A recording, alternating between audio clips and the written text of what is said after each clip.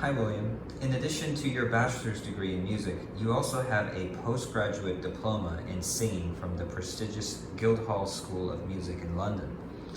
How has academic training and your subsequent career in opera and your recent TEFL training prepared you to be a voice coach for non-English speakers?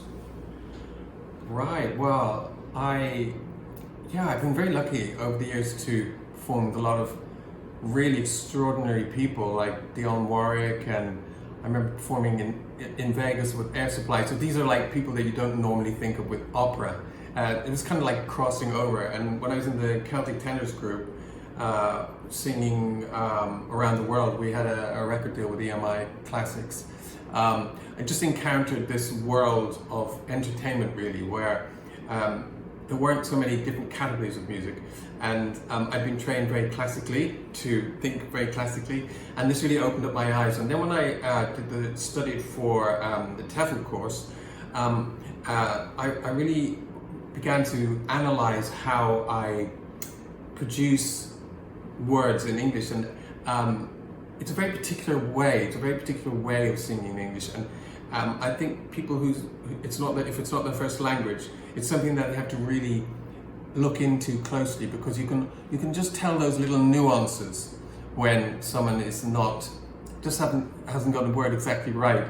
But when it's right, it's really wonderful when you hear someone singing beautifully in English and it's not their native language. It's quite amazing. But I always think that essentially singing is the same in any language, apart from those finer details. It's essentially breathing and making a sound. And my training is based in Italian, because opera is the home of opera really is Italy, you know, and it's a great language for singing, because it has this uninterrupted flow of the words. The consonants just trip along, and the vowels we try to place our vowels sort of high up in the cheekbone, like caro mio ben, credeti al men, senza di te languisce il core. So I try to keep it up here, and then when I sing in English, I try to keep that position. But then the little nuances of English mean that it mustn't sound, of course, like you've got an Italian accent. And that's where the native speaker has this edge. Small details that when they work are really wonderful. Can you think of like a well-known sort of crossover song, country crossover? Country road, take me home to the place I belong, West Virginia.